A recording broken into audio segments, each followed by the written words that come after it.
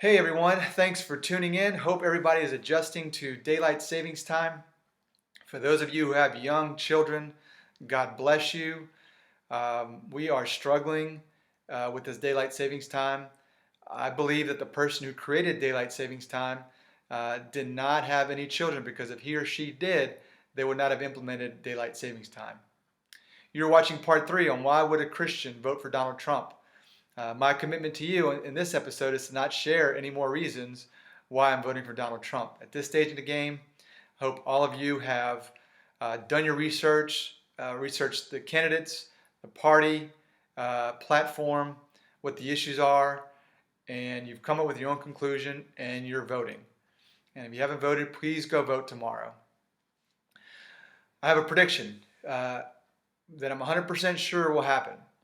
Um, Regardless of who becomes president, whether it's Donald Trump or Hillary Clinton, after this election, our country will be very, very divided. And this creates a great opportunity for us to really make a choice. One is to allow the division to happen, or be people that decide, you know what, I want to see unity in our country. My concern for all of us, and if you're like me, I have been so immersed in the political process, all the stories out there.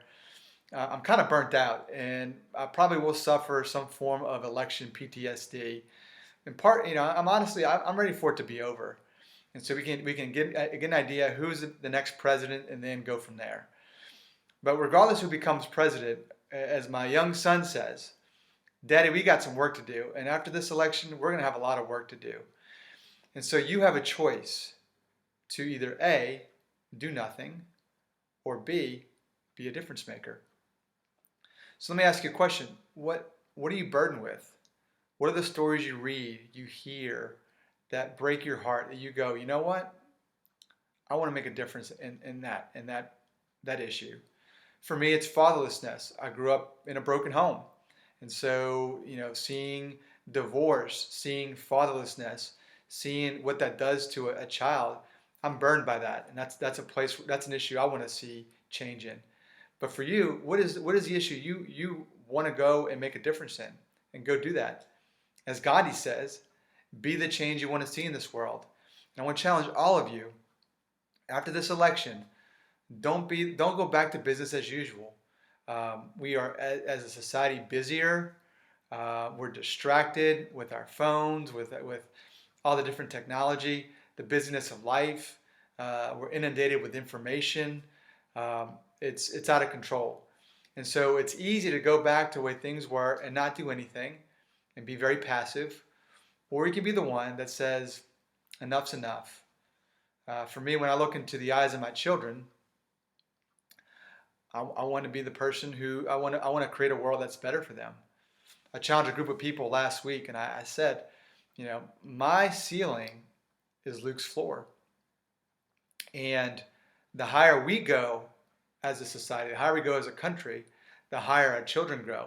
Or the reverse, which is the lower we go, the worse things get. The bigger disadvantage our children have in the world they're going to enter into. So let us be the ones who say no to the issues, who fight, who rise up and be difference makers.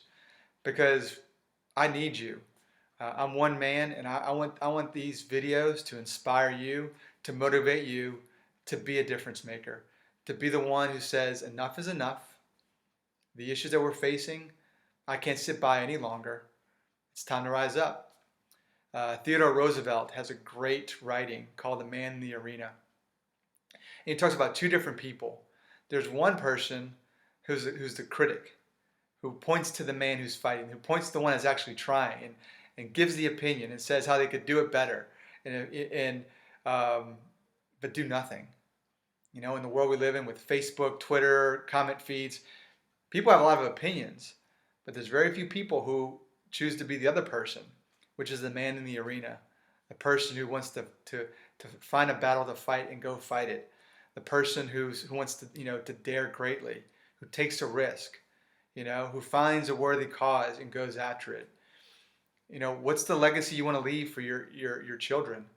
When your story's over and people describe you, what do you want them to say about you? Because the time is now. Um, we can't sit by idly and just watch the world burn. We got to rise up and be difference makers. So that's my challenge to you. When this election is over, I think there'll be some relief. My concern is we'll go back to business as usual. I want to challenge all of you to be the change you want to see in this world and go do it. And that's the heart behind these videos, is to inspire you to be more, because all of you, all of you have a unique gift, a unique voice that only you have, that this world needs to hear. So it's your responsibility to identify what that is. It's for you to have those moments of silence and just ask those reflective questions and say, who am I? What am I called to do? What is the difference I'm called to bring? And go do it. Great things happen when you're out of your comfort zone. So it will require you to take a risk and do things that you're not comfortable doing.